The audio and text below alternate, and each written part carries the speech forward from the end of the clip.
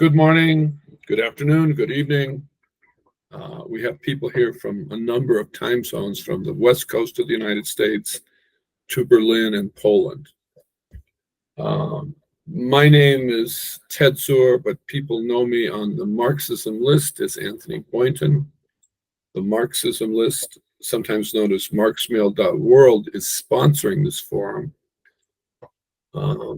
We are an online discussion list, but we also regularly organize online forums about issues of importance to Marxist theory and important political issues of the day. This forum is about the movement in solidarity with Palestine, results and prospects. We're very happy to have three speakers, all of whom are involved in the movement. One of them is Dan Piper. He's a high school teacher, union activist, and a member of the steering committee of the Connecticut Coalition in Solidarity with Palestine, and also a member of Workers' Voice. Another speaker is Hebh Jamal. She is a Palestinian journalist and activist based in Mannheim, Germany.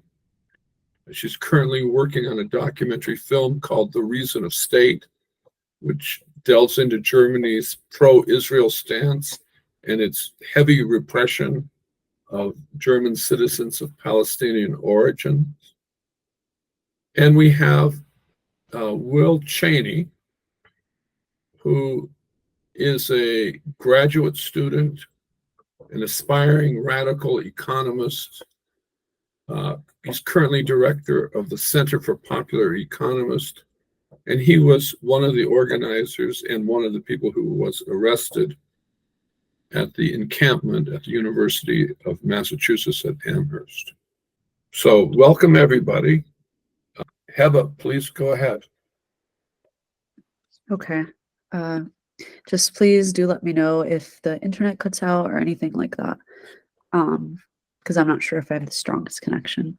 But thank you so much for having me here. I really appreciate it. I appreciate giving spaces for Palestinians and witnesses to genocide.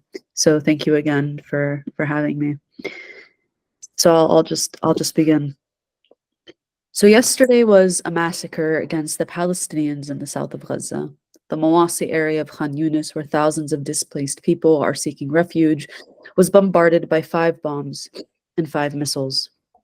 Over 90 people were killed.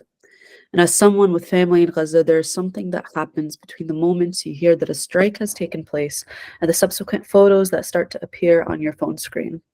You brace yourself to see someone you may know. Yesterday, we saw a photo of a dead Palestinian boy that was just murdered by the settler colonial state that looked identical to our cousin Muhammad. In fact, we began to mourn as we dialed his number and we tried to speak with his brothers. It was when he finally answered were we able to breathe. But that is how quick death exists in Gaza.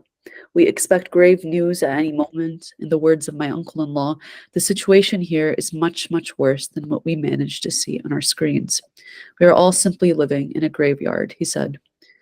Meanwhile, here in Europe, it can seem as if we are not making strides, as our respective governments not only materially support weaponry for Israel's genocide against 2.2 million people, but have brought the war against Palestinians here at home. In France, in the beginning of the genocide, gatherings on Palestine were routinely banned, hundreds arrested, and the media circus that goes after anyone who dares see Palestinians as human. And let's not forget their brutal and violent crackdown on student encampments as we've seen against the students from the Institute of Political Studies, refusal to engage with students and their demands for divestment, and an end to complicity. Instead, all of them removed. In the UK, you can argue, goes even further in their draconian measures against the Palestine Solidarity Movement. The Public Order Act and the serious disruption regulations were passed in 2023 and were recently found to be unlawful, but are still in place. Thanks to these authoritarian legislations, police can define almost any demonstration as seriously disrupted and impose restrictions. Peaceful tactics are now criminalized after an outcry against the amount of demonstrators that shut down cities in the UK. Amnesty International reported hundreds of protesters, specifically environmental activists and pro-Palestinian protesters, have been arrested. Some have received long custodial sentences, and many prosecutions remain pending. While I usually lament against comparisons of repressive state tactics, I believe every other European citizen that cares about democracy and pro-Palestinian activists across the world need to take a look at what is taking place in Germany as a cautionary tale of the realities that can in fact happen where you currently live. I'm going to highlight quickly the amount of draconian responses to the German government has inflicted on pro-Palestinian organizers just at the top of my head. In October, pro-Palestine organization Samidun was banned in Germany and put on the terror list. Samidun is a non-violent organization that sheds light on the realities of Palestinian prisoners, but in Germany, they are akin to being terrorists themselves because of their views on supporting militant resistance and being against annihilation of Palestinians by any means necessary. In the same month, the kufiyya was momentarily banned, as was every single demonstration against genocide. In schools, saying Free Palestine or wearing any pro-Palestinian symbol can be precedent to be detained by Berlin police. Heck, even comparing the tactics of Israel to Nazi tactics could be seen as a crime, and is seen as a crime. It was and still is illegal in many German states to say from the river to the sea, Palestine will be free at demonstrations. The many a times it was said protesters would be violently arrested by police. Then, as a response to the sheer amount of demonstrations that would occupy Berlin and German streets despite all the repression, Olaf Scholz and politicians thought a solution to this would be to sign the biggest anti-migration bill in this country's history, where benefits of refugees and asylum seekers have been drastically scaled down. In fact, as a follow-up to such madness, it is now mandatory to recognize Israel's right to exist while applying for German citizenship. And the Interior Ministry made liking social media posts a legitimate reason to deport refugees, asylum seekers, and people with vulnerable residency statuses to prevent anti-Semitism.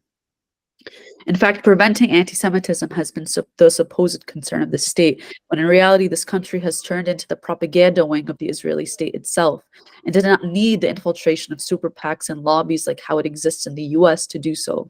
No, see, what happens in Germany is that Israel solves a unique problem for the German state. A country that killed 6 million Jewish people during the Holocaust now needs to emerge and prove itself to the free world as reformed, changed, and democratic. Instead of facing their history of colonization, the politics of dehumanization that made the Holocaust possible, they took a shortcut. Agree and support unconditionally with everything a foreign state does if that state claims to be the representative of Jewish people worldwide. In order to do this, to take this shortcut, to believe in the mission of Zionism, they first have to silence, censor, sideline, and criminalize the Palestinian identity in ways no other country except the State of Israel have done before. We are a pesky nuisance that gets in their way of their tactical response to their Holocaust, which is, of course, material support for Israel. This state instead aims to control Palestinians and pro-Palestinian activists and people and suck them into the world of condemnation politics, a clear trap that we cannot fall into. They are asking you to show your empathy with another. They are not asking you to show your empathy with another. It is an attempt to silence, censor, and obstruct conversations that lead to the liberation of Palestinian people. Words become dangerous, protesting becomes dangerous, attending a conference becomes dangerous. Even Jewish people themselves become dangerous if they question, criticize, and fight back against Israel and demand their identity not to be conflated with Zionism, a political colonial ideology. This McCarthyism is creeping on every single one of us. And on the day, I'm not sure if you guys are aware of the Berlin Congress that took place in Berlin, where it was a gathering of pro-Palestinian activists and professionals who wanted to speak about the situation that is taking place in Germany. And on the day of the Berlin Congress, the same Congress that the state prevented Dr. Ghassan Abu Sitta from entering the country and attending, and subsequently issued a European-wide ban on him, silencing the witnesses of genocide, they raided the event right after my speech. I was the first and only speaker of the Palestine Congress. And after, I received a file that the federal police compiled on me as a justification for the dissolution, my apparent radical views and evidence that I am an anti-Semite. A few months ago, after I attended a demonstration, I quickly realized that on my way home, I was being followed by undercover police. I demanded to know why they were following me, and they responded by saying they just wanted to see what I do. I acted casual at first, laughing with my friends who were with me at the time, and managed to get away with them and returned home safely.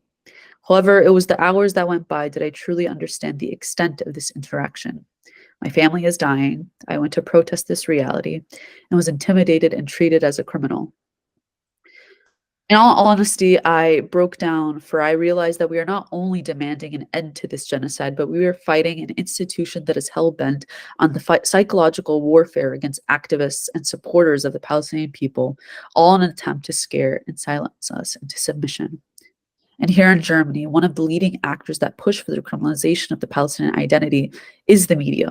There's a blatant categorization and slander of not only political leaders or thinkers that show solidarity with Palestine, but also activists and mere participants of pro-Palestinian events. In the case of the Berlin Congress, they were categorized as Islamists, anti-Semites of the world, Israel haters, terror fans. A Congress organized by leftists and Jews was called an Islamist radical gathering. This is not simply a right-wing media campaign that is fringe. No, this is character assassinations conducted by a news channel. In fact, if you pay attention, you can pinpoint the moment where it is politicians that adopt the framing of the journalists and vice versa. German media has created a hegemonic environment where critique is impossible. And instead of dialogue and understanding a perspective that is not known to them, for example, requesting comments from said activists, they spend their time doxing them. They have established and manufactured consent for genocide in ways more dishonest than other Western states. Palestinians are going to great lengths to ensure their voices are heard, and instead of showing the brutal facts on the ground, as well as the humanitarian crisis unfolding every day, German media has instead become stenographers of the Israeli state. A German news media called Die Welt, this Die Welt journalist, Jan Friedrich Funk, was shown on air saying that Palestinian public figure Salah al-Jafarawi is a crisis actor, then states the Palestinian dead baby that is in the video is actually a plastic doll. This was originally peddled by the Israeli state and was widely debunked by fact checkers and anyone who could actually see. Quote unquote video shows Palestinian man carrying the body of a child, not a doll, read the headlines. This Die Welt segment, however, can still be found online. And another example, in January, Israel said it killed 9,000 terrorists. Well, there is one problem with that. The death count of Palestinian men was also 9,000. German media simply regurgitated the Hasbara that every single Palestinian man was a Hamas terrorist. Therefore, every man deserved to die. And in mid-June, when the Mawasi camps were then attacked, Israel tried to say that it was a Hamas weapons depot that caused a fire. And of course, German media simply restated this. No cross-check, no analysis, no critique, simply restated as fact. And Israel, of course, is not aiming to be accurate or to present extremely well thought out lies and content to convince you that it is not their fault. No, what Israel is doing is something far more sinister. They force you to engage with their propaganda, to debate it, and to win the argument. Yet by the time you actually do, they have already moved on to try and destroy another hospital, bomb another residential building, and destroy and raze all of Gaza to the ground. All of our energy was spent falling into their traps while they were committing more massacres in the meantime. Traditional news outlets simply regurgitate Israeli propaganda, and even though we have direct footage from Palestinian sources and individuals that are posted on social media, news outlets already cast a shadow of doubt. Now they use terminology such as allegedly to describe well-documented crimes. Congratulations to the West and to Germany for succeeding in the complete dehumanization and othering of the Palestinian people, instilling doubt on our suffering and when it is proven, say it is deserved. In 2017, I had the privilege, and this may be a little flex, to speak on the same panel as Angela Davis in New York City. In the panel, we attempted to tie the liberation struggles of Black people in America and within the prison industrial complex with the realities of Palestinians living under occupation. It was there I was exposed to connecting international movements to Palestinian liberation. It was there that I saw that the security systems that targeted Black activists in Ferguson were manufactured by state-owned companies in Israel and arms sold to India from Israel, where it used to occupy and control Kashmir. And it was there that I realized that the same weapons used to kill Palestinians were also used by the Myanmar government to conduct genocide against Rohingya Muslims.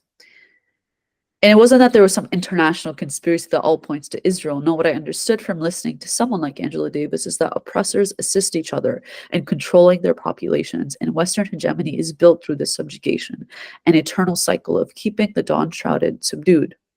And it is here where I'd like to quote from her directly. Regimes of racial segregation were not disestablished because of the work of leaders and presidents and legislators, but rather because of the fact that ordinary people adopted a critical stance in the way in which they perceived their relationship to reality. Social realities that may have appeared inalterable, impenetrable, came to be viewed as malleable and transformable. And people learned how to imagine what it might mean to live in a world that was not so exclusively governed by the principle of white supremacy. This collective consciousness emerged within the context of social struggles. Here in Germany, the reason why there are hundreds of police outside an intense state effort to silence us is because this social reality is malleable and transformable. The reason we're followed home by undercover police, beaten at protests, and doxxed by the media is because we have developed a collective consciousness against the principle of white supremacy. It is because we actually understand how genocides of the past were able to happen can we confidently take a stand of the genocide of today. The dehumanization, the occupation, but then eventually leads to their deaths. We have evidence that the tide is turning. We are witness to a student revolution across the world, daily occupations of institutions, encampment protests, and unwavering moral clarity that has dawned on our youth. Escalations are happening in Europe every day, and people are not forgetting the Palestinian plight. No matter how much the state attempts to paint, there is unity on the side of Israel. It is very much the people versus institutions of power. I was invited to speak at the University of Heidelberg early June, where I was suddenly exposed to a vicious smear campaign initiated by Zionists and the German media. I was called a Hamas fanatic, Jew hater, terror sympathizer. German politicians even contacted the rector of the university urging for my disinvitation. I had to read these headlines with the knowledge that 30 members of my family were killed in Gaza. I had to read these headlines while they were just mourning the death, where we were just mourning the death of my children's great-grandmother, who was older than the state of Israel. She died of dehydration in the Mawasi refugee camps in Khan Yunis, the same ones targeted and brutalized yesterday. But then the students of the university had a demonstration in support of me. Instead of giving my speech to 20 students, I gave my speech to 250 that were in attendance. If I learned anything, it is that the streets are classrooms, and it is there where the masses are learning that we are not free until Palestine is free. Thank you. So, Will, would you like to go ahead? Yeah. Yeah, I can go ahead. Thank you for inviting me. It's hard to follow him, but thank you so much. I was just reading your articles too. Thank you for that presentation. It's like really an honor to be presenting and sharing the experience of UMass Amherst with y'all. So yeah, I guess my name is Will Chaney. I am an economics graduate student at University of Massachusetts Amherst. And we've had quite a bit of student, organizing since October, and I think that's why I've been invited. So I'm going to share kind of, a rundown of everything that's happened, and then I'll go into some kind of like lessons that I think we learned out of this experience. And I have some pictures which I may be able to figure out in a second, but if not, that's okay. Oh no. Okay. Yeah, we'll see if we get the pictures. So at UMass, right after October 7th, we or the students, especially SJP and this other organization that's like the anti-war group, the dissenters, kind of formed a coalition and immediately started organizing protests. And by the end of October, there was a kind of a larger coalition that was forming And this is, part of the story. We start with just a few organizations, and by the end of it, we have a coalition of a bunch of different undergrad organizations, graduate student organizations, and then staff and faculty, including the unions, right? So in October, at the beginning of the organizing, we had several protests, which kind of culminated in a very peaceful, absolutely no resisting arrest or any, but a very peaceful occupation of the administration building. And students stayed until the building closed at whatever time. And then everybody who remained inside the building was then arrested. And so that was 57 students were arrested, completely peacefully. We were then promised by the chancellor, who becomes a major antagonist in this, that he was going to drop all the charges. And then 2 weeks later, he went back on that promise. And, so the charges, I think, they've been converted to several, like a civil thing. But, those 57 students were, prosecuted in courts and then in the student conduct code, the university's rules. So we continued to, do educational events, protests, everything you'd expect. And up until this last semester, the chancellor had his inauguration ceremony. And so something we did was disrupt the inauguration ceremony. And that was around the time that the student encampments that, Columbia and the other universities started doing the encampment. So the coalition, at that point, said, okay, we need to do an encampment because that's the next thing to do. And we, had a lot of coalition meetings, probably for, I don't know, several weeks. Very regularly. There was 1 week when we were having a coalition meeting like every day, right? There was like 5 meetings in a row. And we, put together this encampment, and we had 2 encampments. The first one was, it ended up being disbanded by the police. We set out to do, the 24-hour encampment. So we went to the lawn, and the ponds in the middle of campus, very open space. We did not occupy any buildings. We did not block, any foot traffic or anything. But we did, set up in the middle of campus. And I'm going to try again to get, it's not letting me share the screen anymore. Okay, well, that's okay. So we set the tents up, we had the space, I'm sure you are all probably familiar with this. It was like most of the encampment spaces, we had tents, we had tables, we had a first aid kit, we had a lot of activity programming. We actually planned for the encampment to go a lot longer than it ended up going. And the first encampment it lasted a little bit less than 24 hours. And then the police showed up at, 6 in the morning or something, and said, we're going to start arresting people. And we had some strategic errors, I guess you could call them. Essentially, we were confused about the status of our legal support. So we decided to pack up on the first round. But then, we decided to come back for a second, encampment about a week later. And in between that first encampment and the second encampment, we did a people's assembly, which had already been kind of in the works. So this was also organized mostly by the coalition doing the encampment. And I wish I could, is there no way I can, damn, I'm actually attached to show you all these pictures. Let's try one more time. No, it's not letting me do it. That is unfortunate. It says can't share your screen. Oh, okay. This is the weird thing about granting permission. Damn. Okay. I'm sorry. I thought I had figured this out earlier. That's okay. Imagine that 1,000, university community members gathered in a big open field. And that was the People's Assembly. It was like 3 hours on May Day. And we started with, updates about what's happening with, how everything went before, from disrupting the inauguration to that first encampment.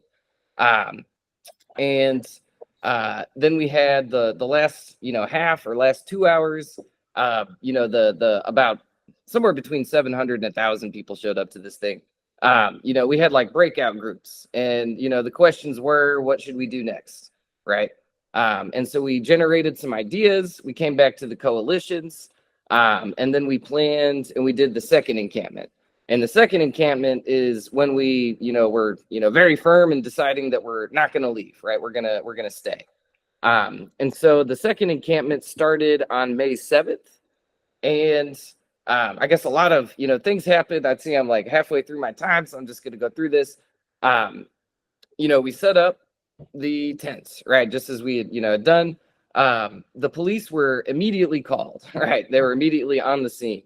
The chancellor, and we had sent a message saying we will take the encampment down if the chancellor will meet to discuss our demands, which I forgot to mention. Since October, our demands have been that UMass pull all of its investments out of the weapons companies, and to end its partnerships, which the partnerships between UMass and especially Raytheon, I think it's Raytheon, RTX, and some of these weapons companies, the top 5 most common UMass employers of UMass students include Raytheon, right? So in other words, I think it's numbers, top 5. So Raytheon, the weapons company, is the 5th most common, employer of UMass graduates.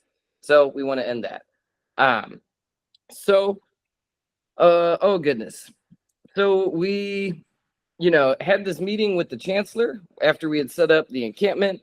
A lot more people showed up to the second encampment.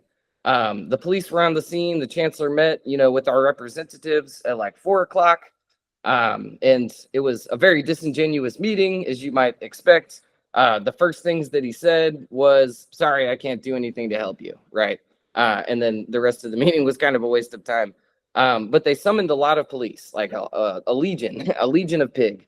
There was an estimate, on our side. The official newspapers reported like 212 police, but we counted between 300 and 400. The police, kettled us. They kind of encircled the encampment, and they just started arresting people. And they ended up arresting 134 of us, including, I think it's 6 or 7 faculty, and then a lot of community members, and then, undergraduate and graduate students.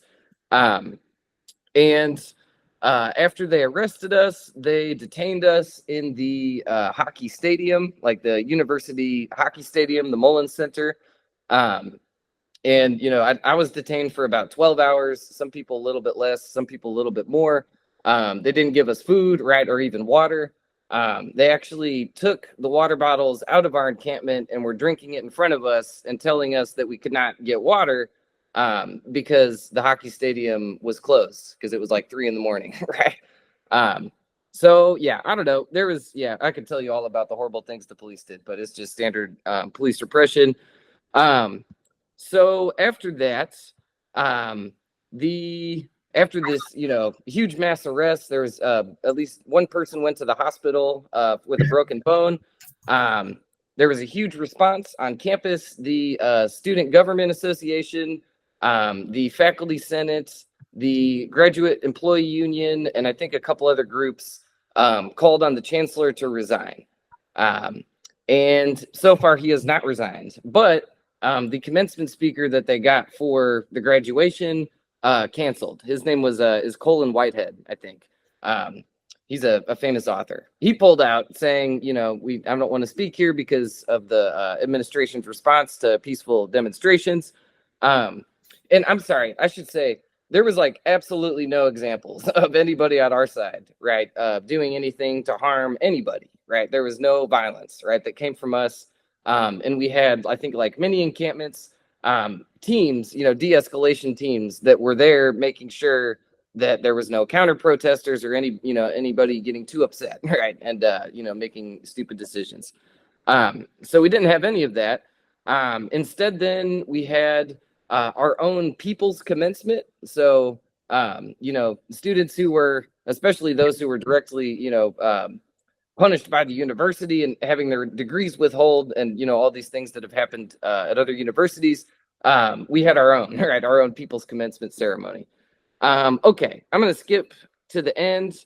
We're dealing with these, legal hearings. It looks like the district attorney is not trying to pursue the legal cases against us, which I think is pretty cool. I wanted to read this statement from the district attorney, who says, "Our office sees no reason to be punitive to defendants who were peacefully protesting, engaging with democracy, and exercising their right to free speech." I never thought I would agree with the district attorney, but that's what happened. However, UMass is trying really hard to repress us with these student conduct code, violations and withholding people's degrees and whatnot. And they've written up, the faculty. I think all the disciplinary processes are kind of happening right now. And that's kind of where our, I guess our current, struggle with that is with the student conduct code, violations. We've also, what has come out of the encampments is we are doing a summer camp. I think it's the Gaza, Free University of Gaza Solidarity Summer Camp. So every Saturday, for about 6 hours, we, occupy a public park, right down the street. And we've been, maybe 20 to 30 people each week, mostly doing education, but also community building. Sitting down with each other and actually holding space, for the grief and for the trauma of like getting arrested, and the trauma of what's happening, and, organizing what we're going to do, right, to create space for that. And that's been very successful. We just had it yesterday. Goodness, we've had like 5 or 6 of these now in a row. We haven't actually missed a week, which is cool. And yeah, a lot of community, the coalition is going to this summer camp.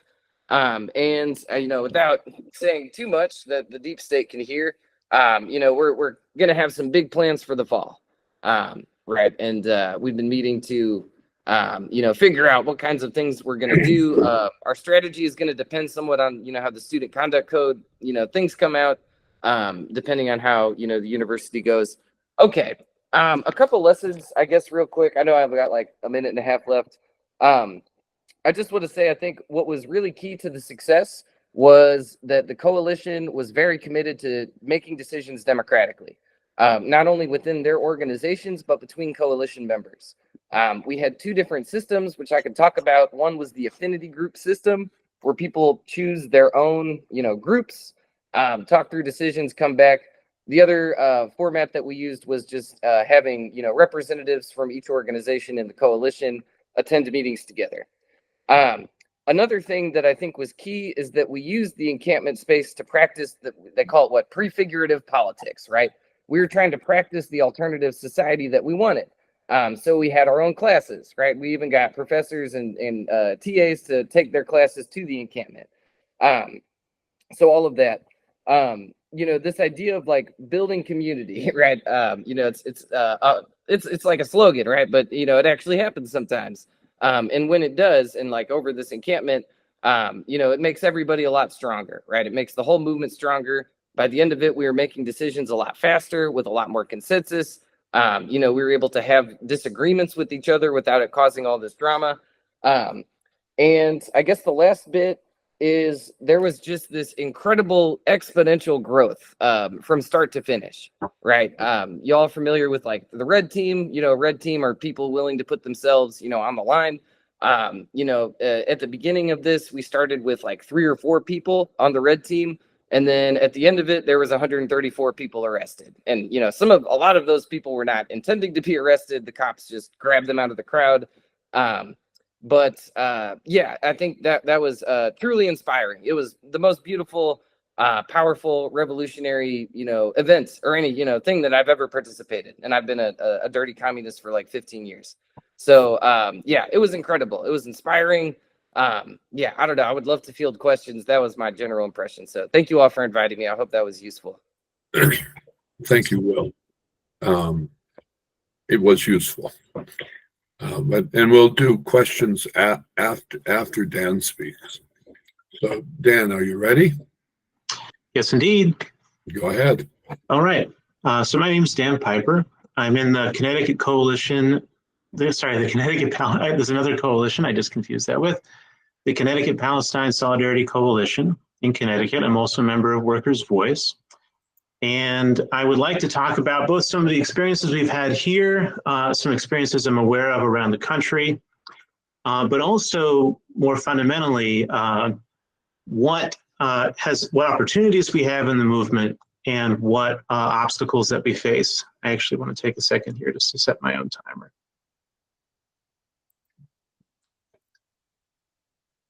Apologies.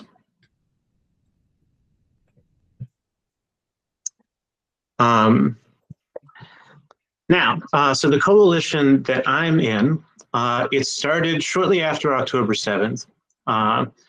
It was initiated by an activist who comes out of the Muslim community, is Egyptian American, whose parents I first met in the movement against the war in Iraq, and who I started working with in a movement to defend civil liberties in Connecticut. Someone from the Connecticut DSA and a couple others were interested in starting a coalition. I think his experience of doing coalition work did come out of these earlier movements, the movement against the war in Iraq, the movement to defend civil liberties in the wake of that particular struggle in the early 2010s. And it was because of those experiences, with some of which I had myself as well, we were able to pull together a pretty successful, large, broad coalition that includes a number of forces from the Muslim community, including American Muslims for Palestine, some local mosques, as well as organizations come from the Jewish community, Jewish Voice for Peace, Hartford Jewish Organizing Collective, organizations that come out of the Palestinian community, including We Will Return, a number of Students for Justice in Palestine chapters, as well as many other campus groups, socialist groups, including my own, but also the DSA in Connecticut, the PSL, Maoist group or two, more legislative-oriented groups like Abandon Biden, anti-racist organizations that came out of the George Floyd struggle, and an increasingly growing circle of organizations. So more than 20 organizations at this point, not even including many of the student organizations. Now, in terms of our structure and organization, what we've done, we've got a steering committee that is just representative of every organization that has got significant commitment to the coalition. We meet usually once a week, recently once every 2 weeks, 15 or so organizations represented on those calls. We have a general body meeting that is open to anyone who's involved in the coalition, rank and file members, one person, one vote. That's once a month. And those meetings draw between 60 and about 100 people. And that is the highest body of the organization. There also are committees that work on various areas of work, and I'm not going to be able to name them all, but they include students, political defense for those who are undergoing repression. They involve labor, legal defense, various work on military industry in the state. And each of these committees has varying levels of involvement between meetings. But everything is accountable to the general body meeting, and the steering committee does take a fair amount of responsibility between meetings.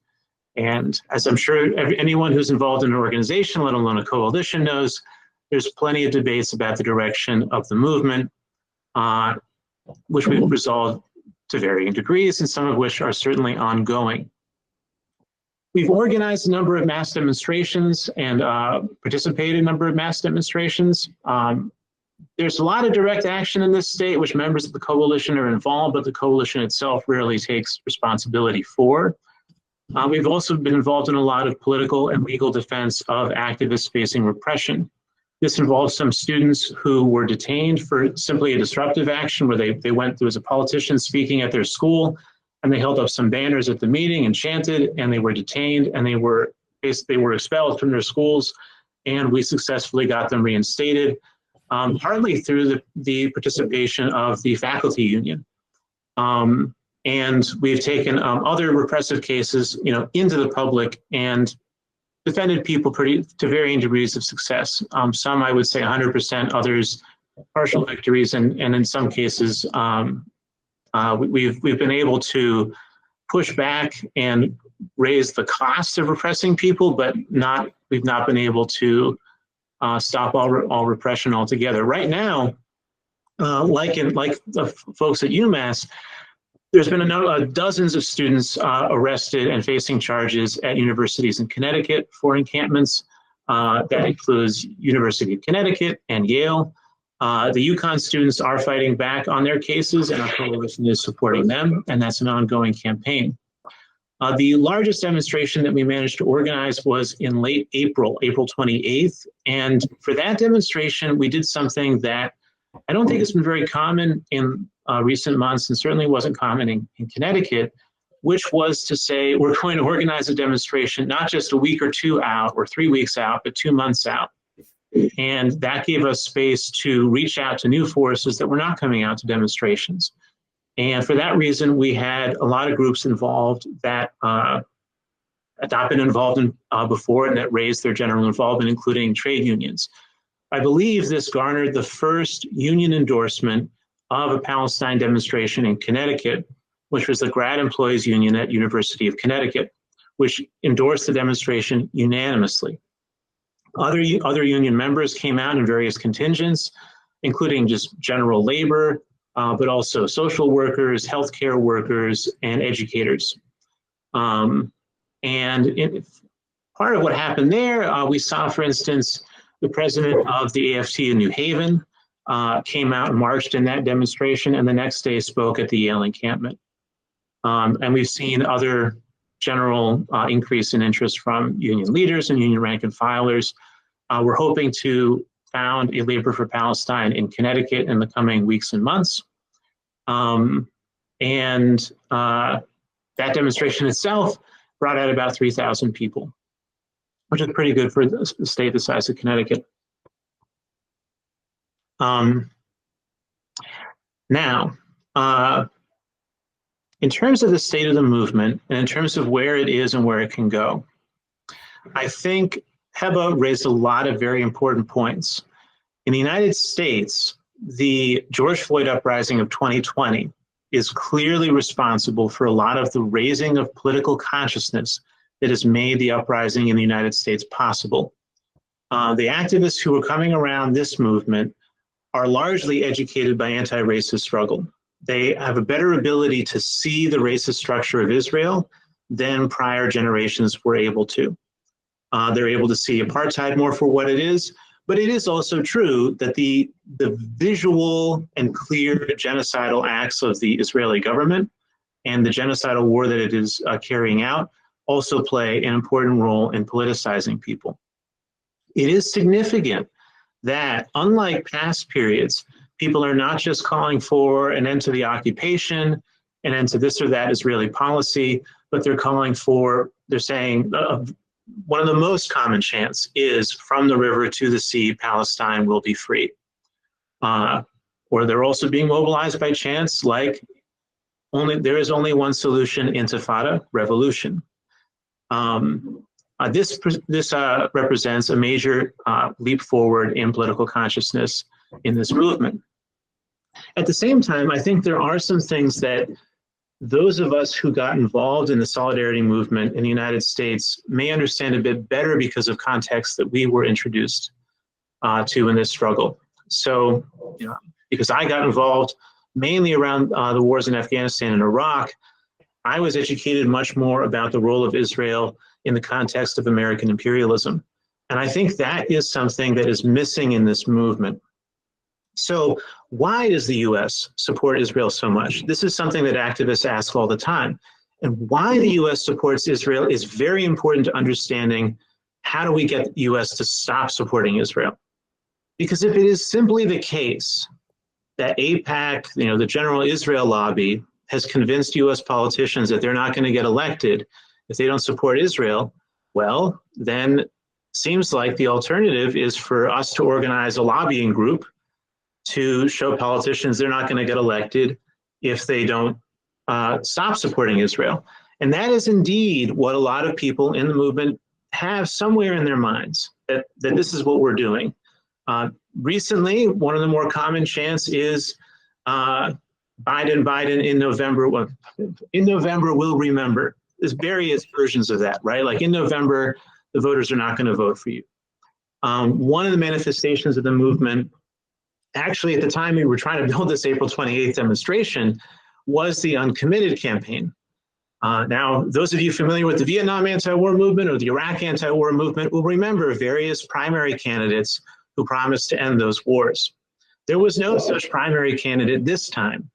And so rather than mobilize the movement around a candidate promising to end the war, to end the genocidal war, we had a campaign to simply vote for nobody, but vote for nobody in the Democratic primary. So it was not a campaign to abstain from the elections altogether, but a campaign to try to pressure the Democratic Party into either changing its policies or convincing them to nominate someone other than Biden. Now, there's am I running out of time? Oh, now I think there's a wide range of different political forces in this spectrum.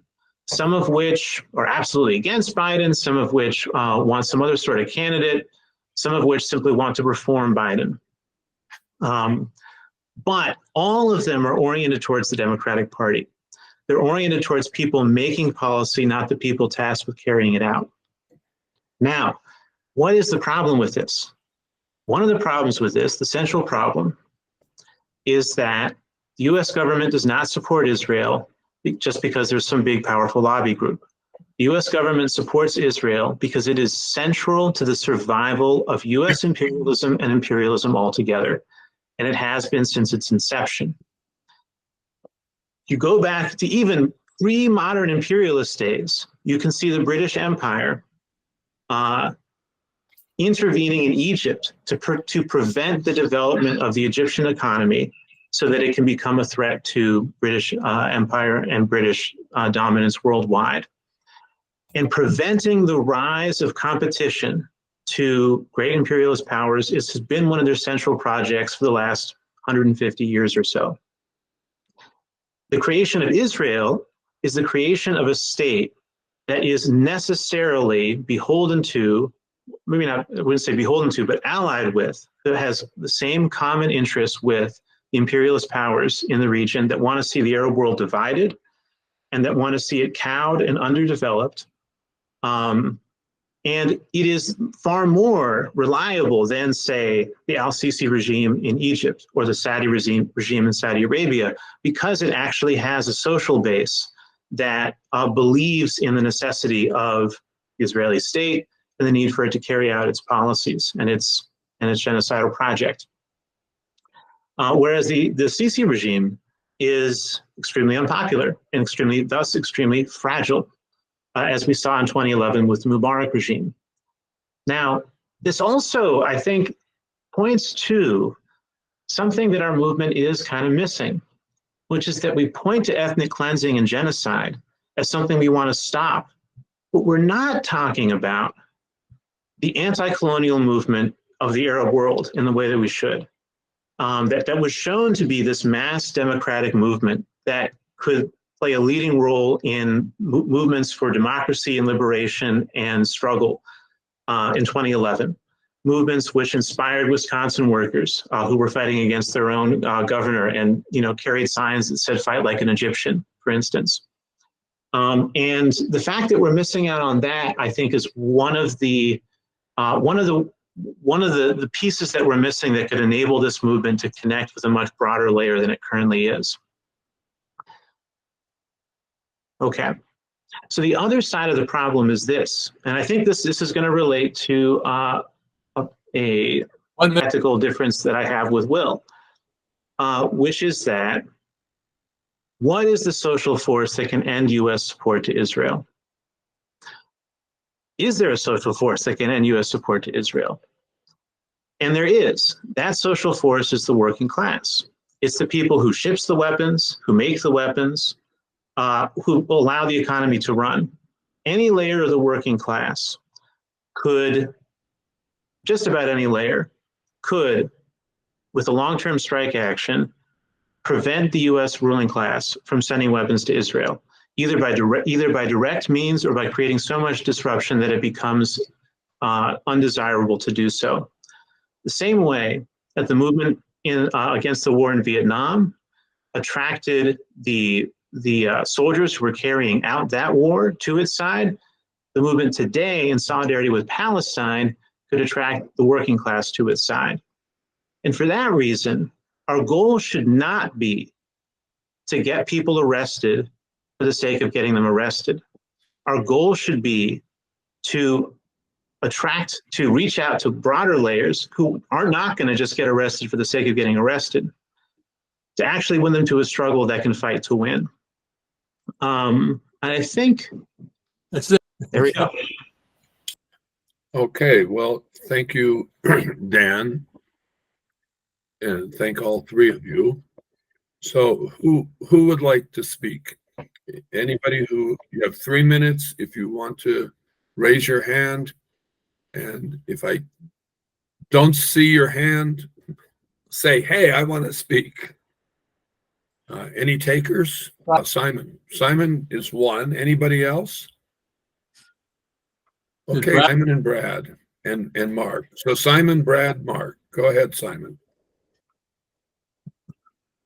You're muted, Simon. Simon, you're muted. Yeah. Oh, yeah. Sorry, I just realized. I'll try to be very brief because I wanted to. I was thinking what I can do in this discussion. I don't want to. It was interesting to hear, but I don't want to ask any questions. Maybe, but the facts. I'm from Poland. I can say a few words if you are interested about the solidarity movement with Palestine and Poland, how it looks like, or in general, the view of most of the Polish society about Palestine in general, because as you know, I think you may know that it's not the main issue in Polish in international politics. The main issue is Ukraine. It's an obvious thing, but perhaps a couple of points in relation to Palestine worth mentioning. Firstly, if you look at the polls, in general, most of the Polish people, the Polish society supports Palestine. There was one poll where only 6.2% of the people who responded say they support Israel, and the most either said they support Palestine or they don't know too much about the conflict in general. It's many things are related to that. It's some of these people are just interested in the topic because of the humanitarian situation, the humanitarian basis of that. There is a small left community as well, internationalist in a sense, supporting Palestine. But obviously also the right wingers who actually are anti-Semitic. So it's not maybe the best thing to mention, but there is in the group called Konfederacja, which is a far right party, most of the people actually support Palestine, which is surprising because they are anti-immigrant, for example. But it is what it is. I think there was three main aspects when the Palestinian cause was more widely presented in the Polish media. One was the situation with the Polish diaspora, mostly Polish women who had Palestinian husbands, but also some people who studied in Poland in the 80s and have Polish citizenship. There was a story about the Polish volunteer, Damian Sobol, who died in the Israeli attack. So it was a lot of coverage in the Polish media about that. A whole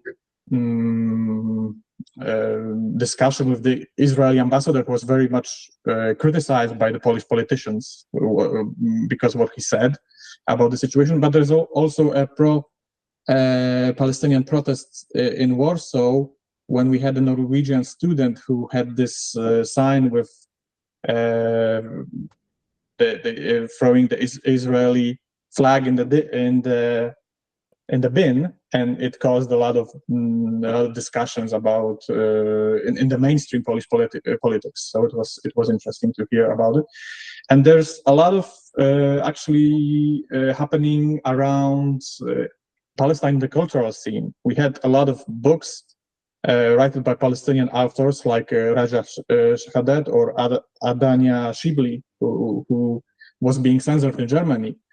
But in Poland, it gained a lot of traction and a lot of discussion in the mainstream media. And also in the parliament, there is this left social democratic party, which is called Razem, which is mostly pro-Palestinian, and has a lot of and talks a lot of about the Palestinian cause. And the last thing is that I think it's because of what's happening in the US. We have a rather small, but it's maybe it's going to be bigger in the future. The encampment movement in at least 3 cities I know, in Warsaw, in Krakow, and in Wrocław. And maybe I'll end at this point. So just a few short remarks about the solidarity movement in Poland. Okay, thank you, Simon and Brad and Mark. Does anybody else want to get on the list? Okay, I will add myself. Oh, so Steve. So Brad, Mark, Steve, and I will add myself also. So Brad, go ahead. Brad, I forgot the time, Simon. It's 2 minutes. I'll give you a warning when we get close. 3 minutes, Mark. What, 3 minutes? Okay. Okay, thank you. I just wanted to tag on to the last comment that Daniel made concerning how to put an end to U.S. support for Israel. I put a link in the chat, which is an article written very recently, I think on July 11th, by Ryan Grin, who used to be of The Intercept and is now with has his own thing going on. But it's an article that you can read that suggests that the federal monitor, so-called independent, but it's actually part of the federal state monitor, who investigates the UAW, has launched new investigations in the wake of their coming out for a ceasefire in the case of Gaza. So the Detroit News and other standard newspaper articles don't mention this particular angle that Mr. Ryan, I guess Mr. Grin, excuse me, mentioned, of course. But I leave it to others to investigate it, but it may be that this is yet another example of the sort of systematic repression that is being orchestrated here in this country, really McCarthyite level repression that is being allowed within the Democratic Party. What is being allowed in the Democratic Party is that AIPAC gets to, and allies get to roam around and pick off progressive Democratic Party politicians who don't toe the line. The current one, and they tend to be progressive Black women, I would like to mention. The latest target is, I believe, Cori Bush from St. Louis. So the Biden Democratic Party is giving really what is an extreme right movement now in alliance with Trump a free hand to operate within the Democratic Party, as well as to operate through the judiciary against the trade union movement. So, how much time do I have? You have 34 seconds. If you need another minute, you can have it. Go ahead. My concept of the deep connect, why the United States in particular has such a deep connection to the state of Israel, is not only for the reasons that Daniel mentioned, the West Asian reasons, but also because we are a country that has a state whose constitution dates from 1787 and a political system, a party system that dates at the earliest really from 1876. In other words, we here in this country still live under a colonial state. It's an illusion that the United States, because it revolted from the British Empire, ceased to be colonial. And as we know, it was a genocidal settler colonial state. Nowadays, of course, the social basis of that state is completely post-colonial. with a few exceptions. And it's just this junk, which of course is the reason for the political crisis in the United States, in my view. But that old state, that anachronistic state, is, I would say, organically, I'm looking for the term, but it syncs up well with a present day colonial settler state in the form of Israel. So, and that's all I have to say.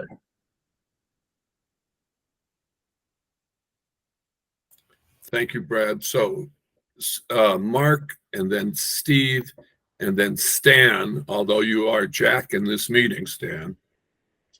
So go ahead, Mark.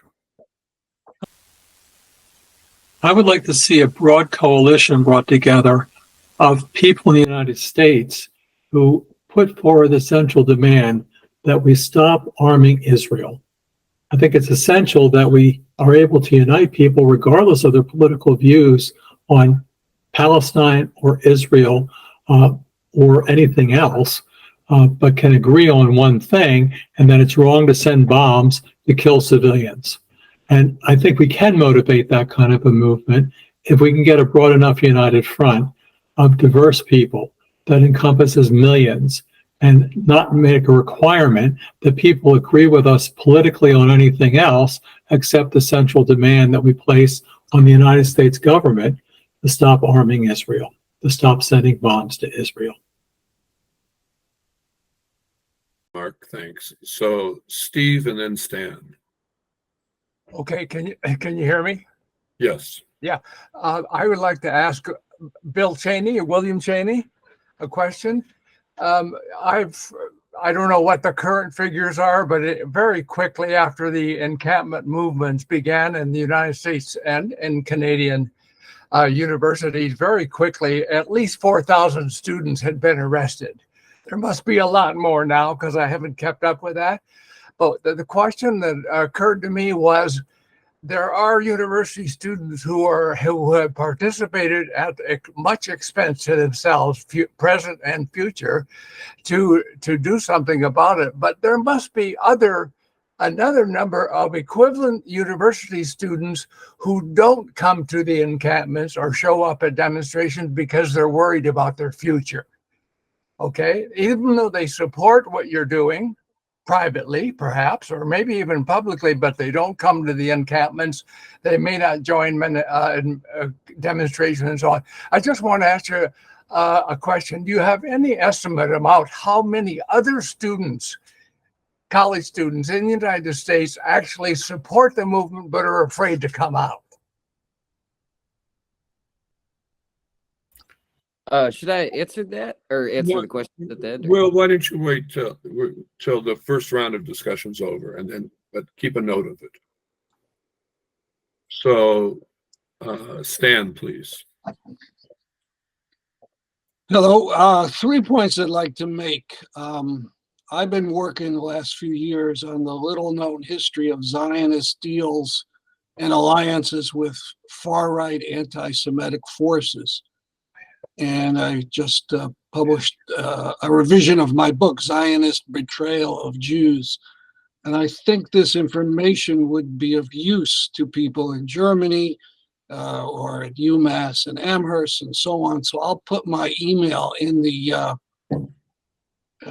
chat, and along with the book title, you could find information about that. Second thing is, I think there ought to be some discussion of what I think is uncritical support for the resistance, which is dominated by Hamas.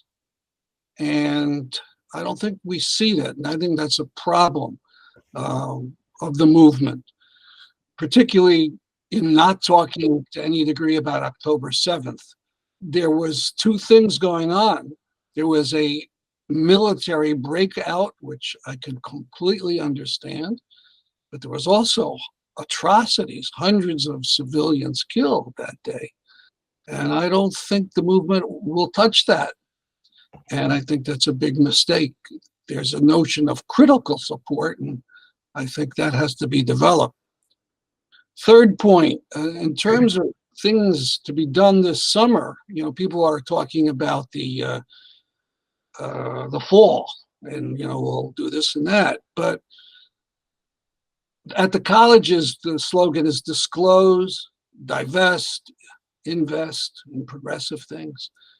But there's things that could be done in the summer. There's state governments that illegally have to disclose how much they invest in Israel, and it's huge amounts of money. In Connecticut, it's $100 million. And I'm wondering why we don't see encampments and demonstrations that seriously try to take that on. So I'll just stop there.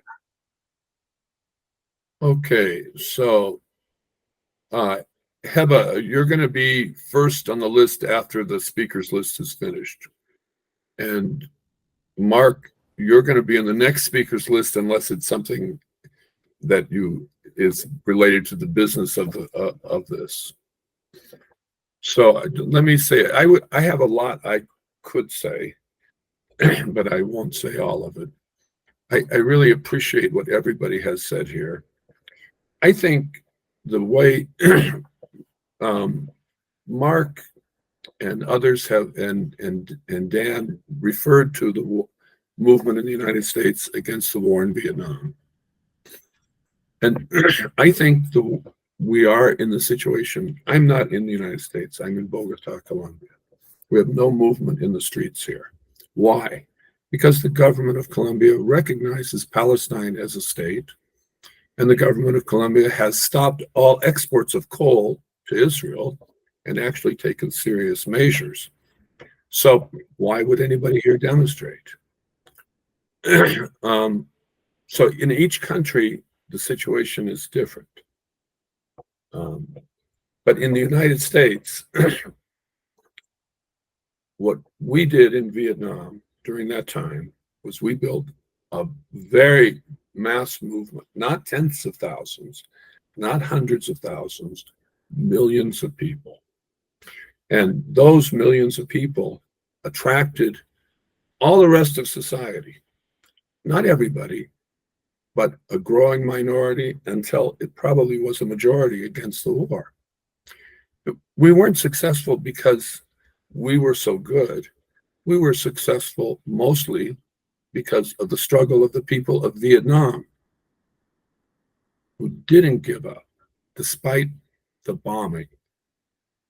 And the Palestinian solidarity movement around the world will have success because of the struggle of the people of Palestine first, because they are not giving up.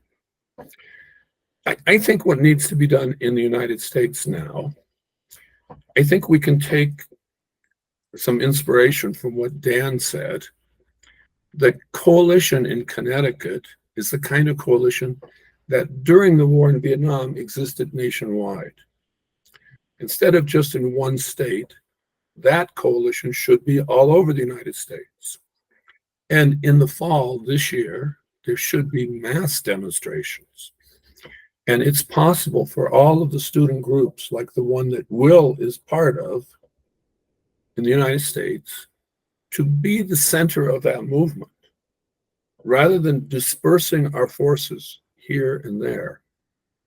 A mass movement which will bring hundreds of thousands into the streets in an election year would be extraordinarily powerful.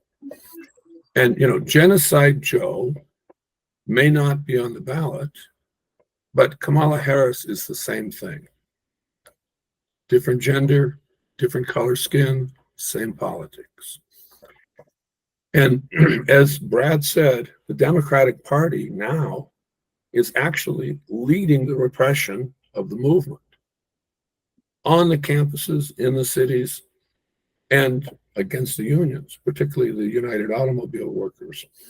And on that note, I just say, the United Automobile Workers has a very large percentage of Palestinian and Islamic workers. The uncommitted vote in Michigan was based on those workers.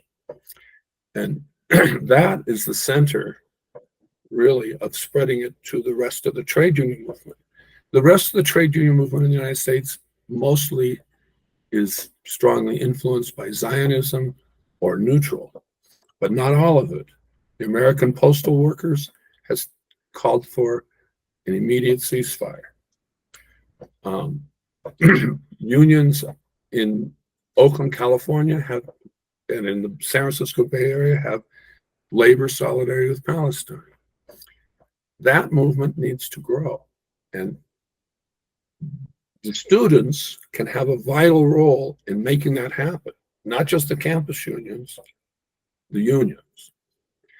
Because it's true that in the United States, most people who pay any attention are on the side of Palestine.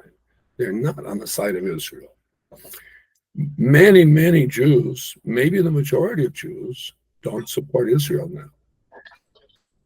And One more. okay. It's one other thing, the last thing I'll say is that the United States is not the only original settler colony. It's the most powerful. The second most powerful is Russia. These are two settler colonial states that expanded at the same time in world history. Novorossiya, I don't know if I pronounced it correctly, was the Russian extension to the south. And both of these settler colonies are interested in perpetuating their existence in wars. One war against the Palestinians, the other war against the Ukrainians. Those two wars are occurring simultaneously. Conditions in each country are different, but solidarity with the people of Palestine and Ukraine are really the same issue all over the world. The conditions for building a movement differ from one country to another, from Colombia to Germany to the United States. And I would like to hear from Will and Hebh and Dan first on more on the prospects of the movement going forward from today. And I would also like to hear, especially from Hebh, about how you think the elections that just occurred in France and the United Kingdom might affect the struggle in Europe. Okay, I'm done.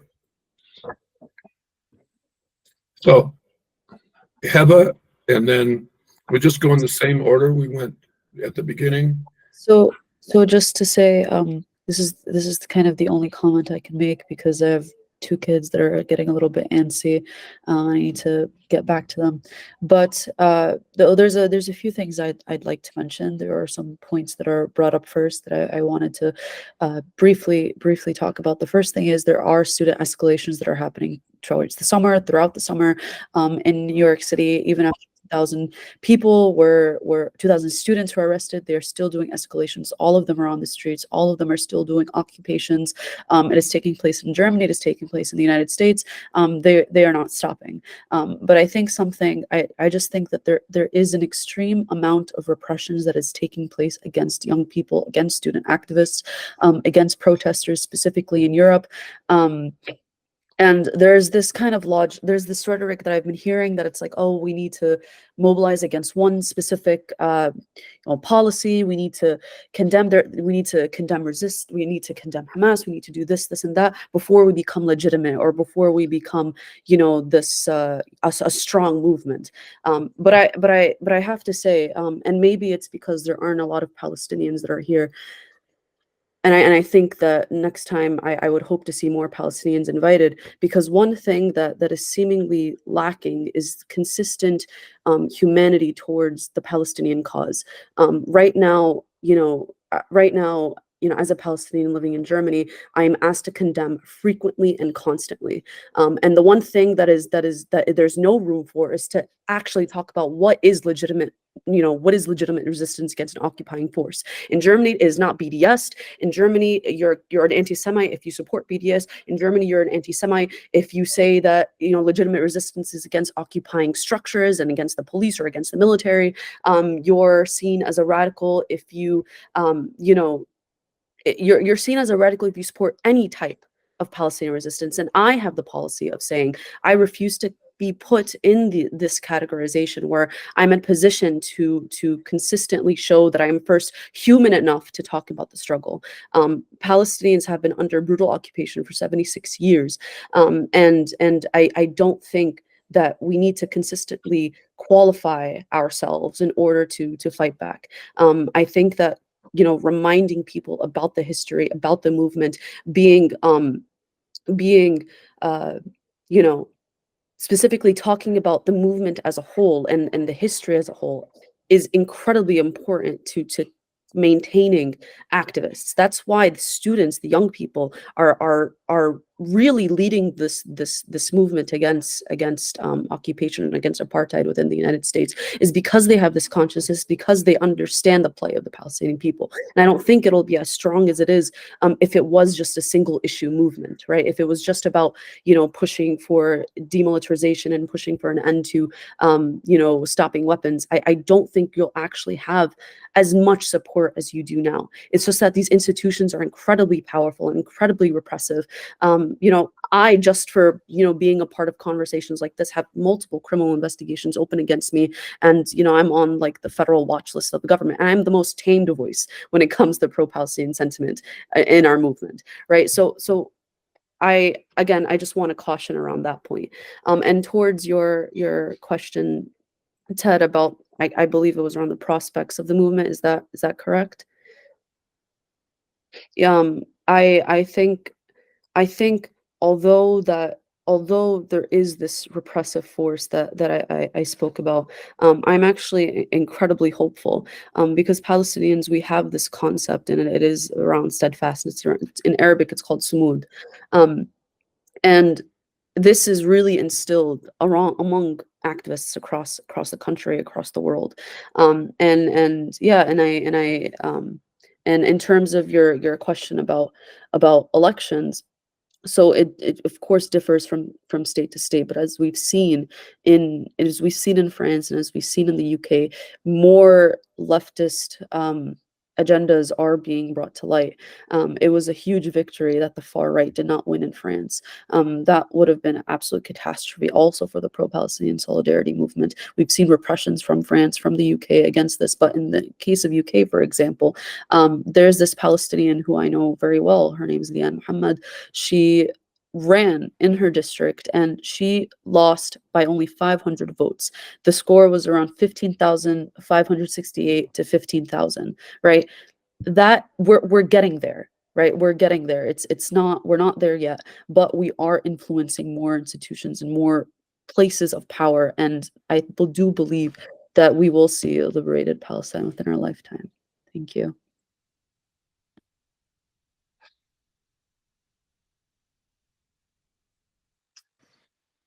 Am I up to answer the questions?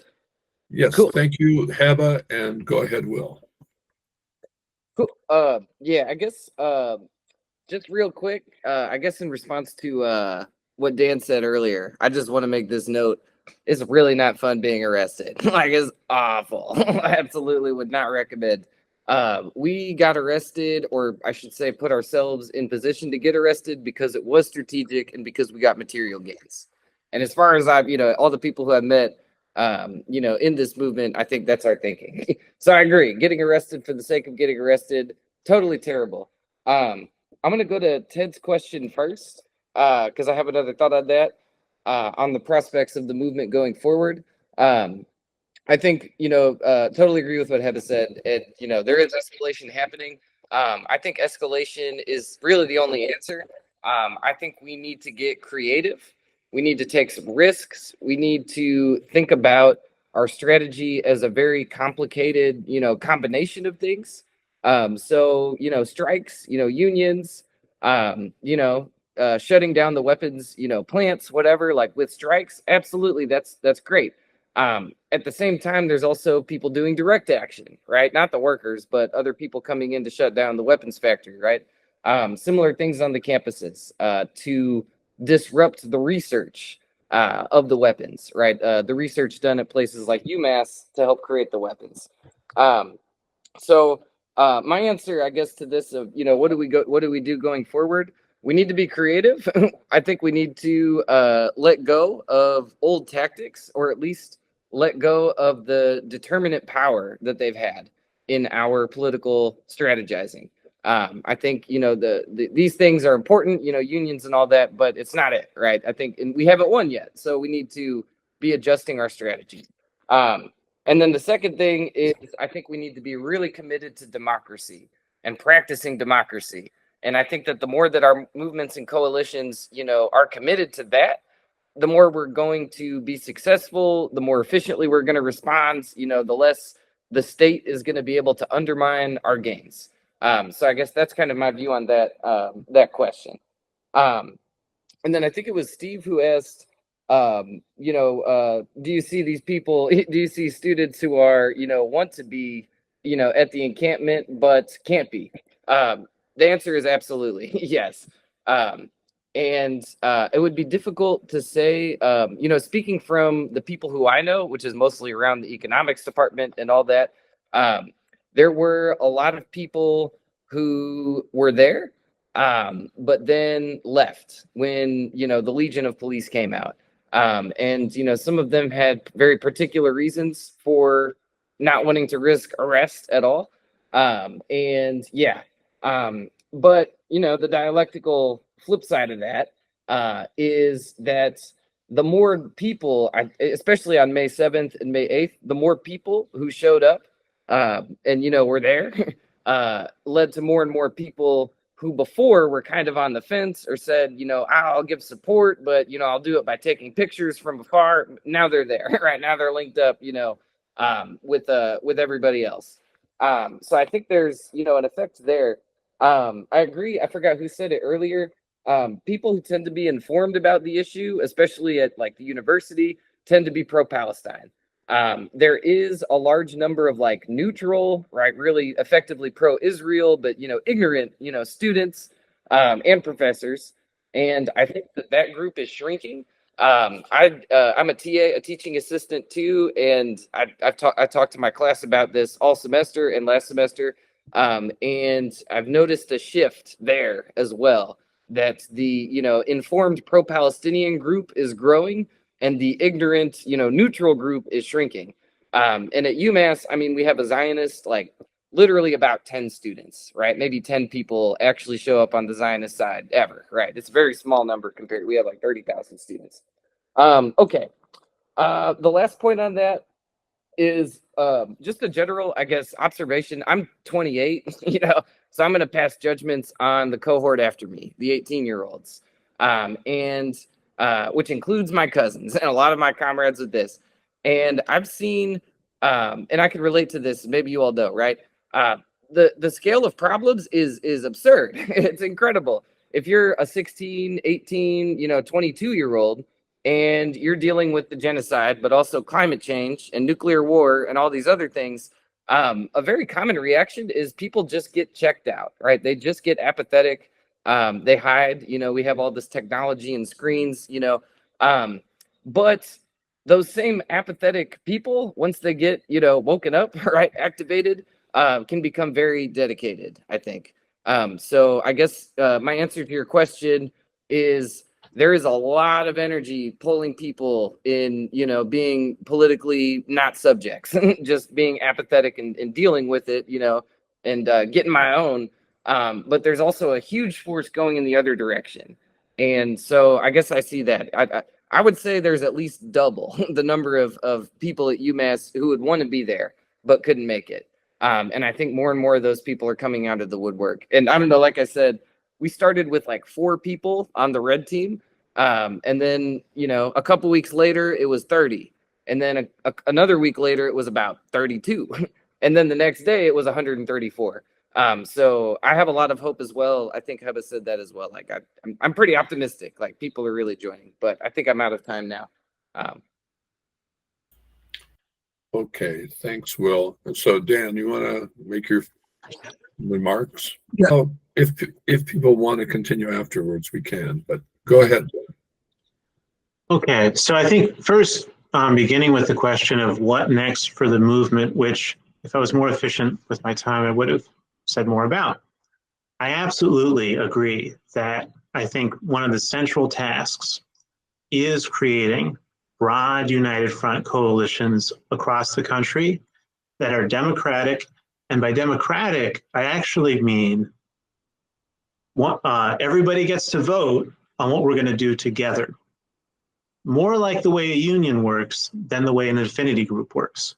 So not, I'm going to do this, you're going to do that, but actually we have to figure this out together what we're going to do, because that centralizes activity. If you want a mass movement, not a movement of fragments, you've got to have those big meetings. And it's possible. It's very possible. We've done it before. We can do it again. I think we see and the fact of the matter is too, these coalitions don't get built without revolutionaries, without like conscious socialists who were aware of history and class and all that kind of stuff. You just don't see this stuff get built. It doesn't happen on its own. You can look at the Vietnam anti-war movement. You can look at the Iraq anti-war movement. You can look at now. Where are there mass democratic coalitions? Where there are socialists who see the need for one. In California, at the San Francisco State University, we had a member of Workers' Voice, in the faculty there, who advocated for their encampment to be organized democratically with an elected leadership, so you didn't have social cliques kind of deciding everything behind closed doors. And they had very large demonstrations. They got nobody arrested. And they actually did get demands met by administration. They had open negotiations with administration that had the larger campus looking on at the encampment. So I think that kind of democratic organizing is more powerful than the affinity group model that fragments everybody. And I think that can be done on the national scale as well. The PYM conference that brought 3,000 people in shows we can have big national conferences of thousands. The big thing that was missing at that conference that we could have is a space to discuss demands and organize demonstrations. And to have the kind of debate we're having here, where we actually take a vote and then bring it out into action. We could have a date right now for demonstrations in the fall. In Connecticut, we're organizing a conference for October 5th.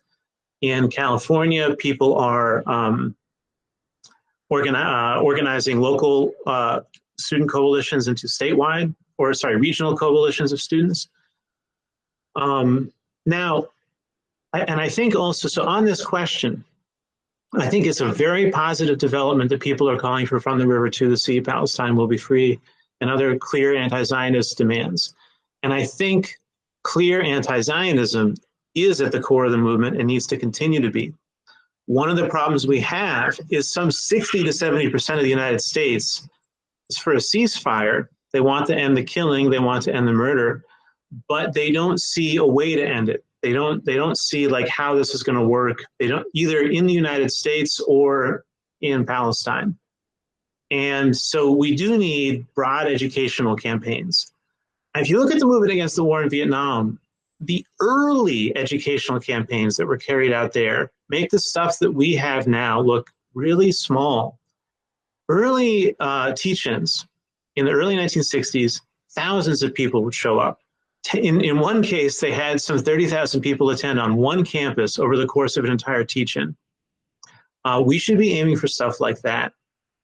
In terms of the resistance, I absolutely agree with Hebh. I and Workers' Voice, we defend the right of Palestinians to resist and to free themselves by any means necessary. And I think that's a basic prerequisite to a consistent movement. Now, does that mean I like death? Does that mean I like everything that comes with that? Do I want that to go on forever? Well, of course not. But And I think one thing that I think can be articulated and that can be key to winning people over is what is the purpose of violence in a given situation? What is the purpose of Israel's violence? What is the purpose of Palestinian violence? For Israel, if you want to maintain an apartheid state, if you want to maintain an ethnic cleansing project, you've got to use violence permanently. You know, Jabotinsky said that they would need a wall of bayonets forever. Like that's a basic requirement of Israel. He said this in the 1920s.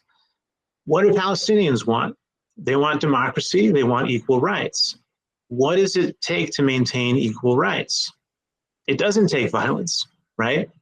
So now, could you also say, is it true that a resistance movement can be influenced by outside forces to carry out acts that maybe serve another state or, you know, some class layer that's not particularly interested in the full liberation of the Palestinians, but they have some influence among the resistance? Absolutely, that can happen. If we look at Ukraine, you see that we see Zelensky is not just carrying out defense against Russia, he's also carrying out attacks on Ukrainian workers. But that too, the movement to free Palestine is a movement that will overturn that leadership. And so our job in the solidarity movement here is not to call on, you know, the US or some other force to attack the Palestinian leadership. Our job here is to tie the hands of the US war machine, and that will create more space for Palestinians to create the kind of movement that it will be more successful. And they're going to figure that out better than we are in this room. Okay, I know I've spoken for a lot. I got just a couple more things here. On I do agree that the demand to end US aid to Israel is essential, and I think one of the things that does make it less attractive within the movement is when people think that supporting the Democrats one way or another is essential. Because if you do call for the end of US aid to Israel, you are targeting the Democrats directly. In terms of building the movement, also, the defense campaigns to defend students and others from repression, not only are those essential to strengthening our movement, those are also essential to broadening out our movement and reaching out to new layers, because there are plenty of people who are going to be ready to talk about the need to defend students from repression, but are just beginning to think about Palestine. And yeah, I think also this whole red, yellow, green thing, this whole idea that like, well, some of us are ready to get arrested, some of us are not ready to get arrested, and we're going to do something where some of us get arrested and some don't. Think about that in the context of a union. What kind of union says, we're going to go on strike, some of us are going to go on strike, some of us are not going to go on strike, some of us are going to lose their jobs, some of us are not going to lose their jobs? That's not a powerful way of organizing. That's a kind of organizing, it's based on the idea that by your people, our people getting victimized, we're going to attract more people to our movement. And I think it is, and I understand, Will, I mean, I'm not trying to be like a jerk here, because I think it does take guts to do this kind of thing. Like I actually happen to know some of the people who got arrested at UMass, and it really like, it comes out of like compassion, it comes out of a like desire to show that we need to go beyond our comfort zones and all that kind of stuff. But just like if you want to win a strike, you've got to get everybody on board with you. If we're gonna build a movement that attracts millions, we've got to organize in a way that shows we're serious about protecting our people, and we're not going to get our people repressed for symbolic reasons. And that, I mean, if you talk to people who've done campus work in other countries, they're a little shocked to see Americans do things where they expect to be arrested. They may carry out civil disobedience, but they don't want their people to get arrested. They want to push the police back. The same way, when you go on strike, you realize there's a risk of getting fired or arrested or imprisoned, but you fight to prevent that from happening. And that's the kind of movement that shows that you're really serious, that you're capable of taking on the state and winning. And when we do that, we're going to show workers that, yes, this is a movement that can back you when you go on strike against the state. Okay, Dan, thanks. So is there anybody here who wants to have another round of discussion, or should we say goodbye for today? I know there are issues that are in dispute and in conflict here, but Hebh has already left and other people have too. I'm willing to continue if people want to. Does anybody want to continue?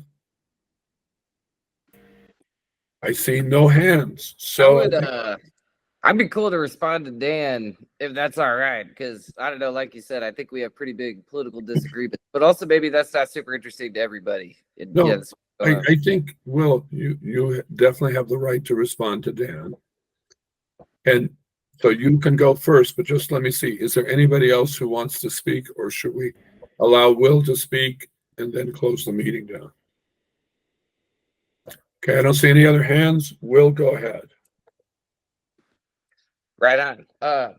Yeah, I just a couple responses to Dan, and I don't know, clarifications or maybe not even disagreements. The affinity group structure that I mentioned before was a means for making very rapid decisions in a democratic way. Essentially, the big one was like, how are we going to respond when, you know, they try to arrest us at 4 o'clock in the morning? We're going to need a way to, you know, decide that, something to that effect. As far as having like a much larger group, you know, decision-making body, I totally agree. And at UMass, I wish I had the slideshow pulled up, but we did have that People's Assembly, right? We had a whole day on May Day of just making, you know, the bigger decisions about what we're going to do, you know, with this movement. But I agree. I think there's limits there. I guess, and this is maybe a much bigger discussion, you know, the critique of the red, yellow, orange, green, you know, that system.